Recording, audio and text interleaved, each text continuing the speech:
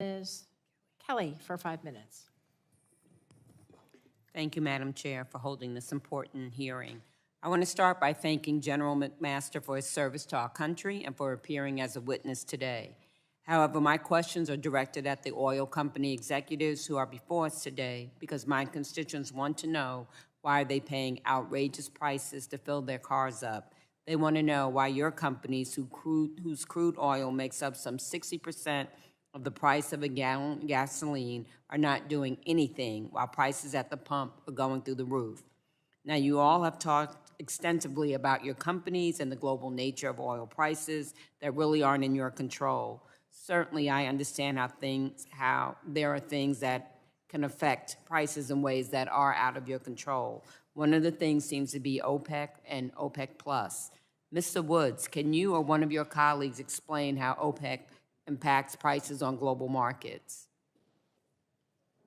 Well, as we've talked about today, Congresswoman, the main driver of price is the imbalance between supply and demand. And OPEC is basically gets together and decides on production and therefore supply in the marketplace, which will then translate into that balance and then pricing. Thank you. So it sounds like OPEC sets targets for production that have an impact on price. They restrict output and prices climb. But I've also heard today how you and your companies are independently deciding not to invest in new supply or produce more in order to return value to the shareholder.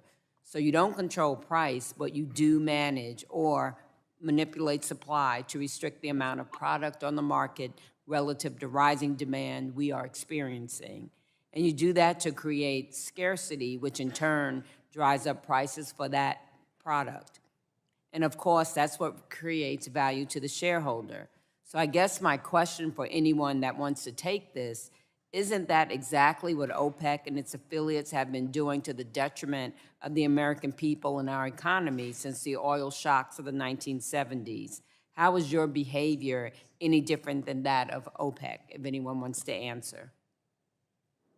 Congresswoman, I would say that you've mischaracterized the approach that the industry takes in general, and specifically the approach that ExxonMobil has taken. In fact, what I would tell you from 2017 through 2021, we have been extremely committed on improving our production, increasing supply, and making sure that energy remains available and affordable for people all around the world. In fact, we did the hard things. When we weren't making money, we continued to invest to make sure that the projects that were going to be needed for additional supply were available and are now producing. And as a result of that, the production that we're going to have this year is 25% higher than it was last year coming out of the Permian, which was 25% higher than it was before. Our global liquids production, our oil production around the world, is at the highest it will have been this year for 15 years. So I would tell you that this company has been working to make sure that we are making the investments, are thinking about the impact on people all around the world, including the consumers here who are struggling with high prices, to make sure that products are available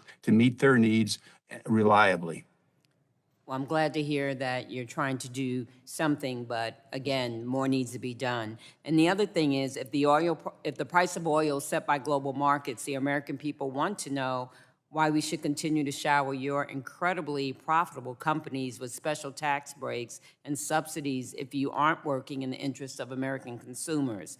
Oil companies, like some of those testifying today, get intangible drilling tax breaks, percentage depletion allowances, tax deductions for tertiary injectant expenses, tax credits for producing oil and gas from marginal wells, passive loss exceptions for working interests in oil and gas properties, tax deductions for income attributable to domestic production activities for oil and gas, and 7-year amortization periods for geological and geophysical expenditures. And this doesn't even complete the list. If these tax breaks are not being used to increase supply and lower prices for American consumers, then it's time to reconsider whether tax dollars should just be padding your company's profits.